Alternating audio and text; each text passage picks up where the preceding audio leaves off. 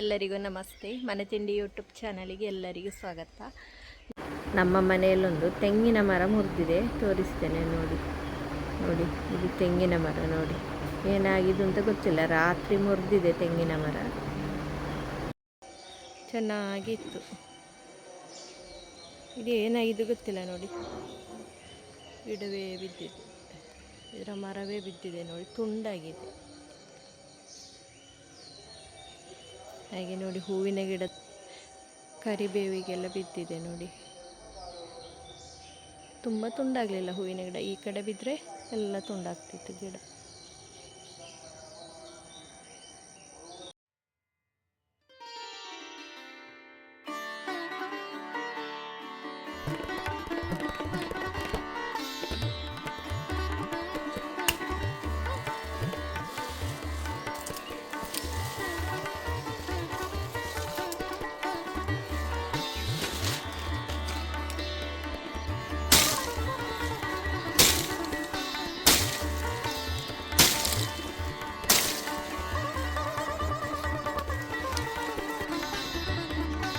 ನೋಡಿ, ಕಡದೆಲ್ಲ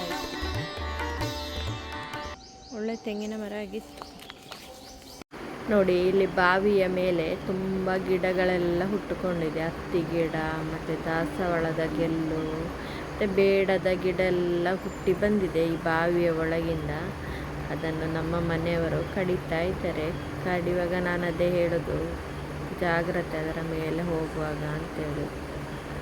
ಹಾಗೆ ನೋಡಿ, ಎಲ್ಲ ಕಡಿತಾ ಇದ್ದಾರೆ ನೋಡಿ. ಹೂವಿನ ಗಿಡ ಆದರೂ ಬಾಡಿ ಹೋಗ್ತದೆ ಈ ಬಿಸಿಲಿಗೆ ನೋಡಿ. ಆ ಕಾಡು ಗಿಡ ಏನಾಗೋದಿಲ್ಲ, ತುಂಬ ಹಸುರಾಗಿ ಇರ್ತದೆ ನೋಡಿ.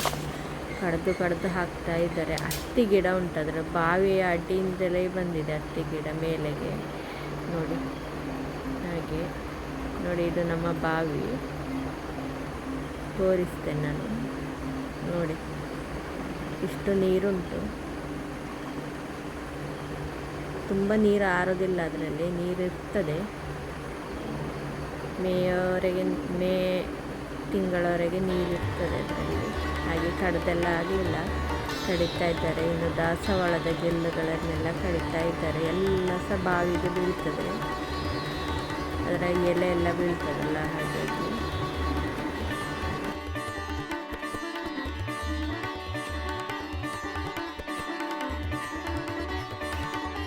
ಇದು ನೋಡಿ. ನಮ್ಮ ಹಬ್ಬಲಿಗೆ ಹೂವಾಗಿದೆ. ಹೂವಾದ ಕೂಡಲೇ ಆ ಕದ್ರನ್ನು ಉಂಟಲ್ಲ, ನಾವು ಚಿಗುಟಿ ಬಿಸಾಡಬೇಕು. ಬಿಸಾಡಿದ ಮತ್ತೆ ಹೊಸ ಚಿಗುರು ಬಂದು ಚೆನ್ನಾಗಿ ಹೂವಾಗ್ತದೆ ಹಬ್ಬಲಿಗೆ. ಹಾಗೆ ಇವತ್ತಿನ ವಿಡಿಯೋವನ್ನು ನಾನು ಇಲ್ಲಿಗೆ ಮುಗಿಸ್ತಾ ಇದ್ದೇನೆ. ಇನ್ನೊಂದು ಹೊಸ ವಿಡಿಯೋದೊಂದಿಗೆ ಮತ್ತೆ ಬರ್ತೇನೆ. ಎಲ್ಲರಿಗೂ ಧನ್ಯವಾದ.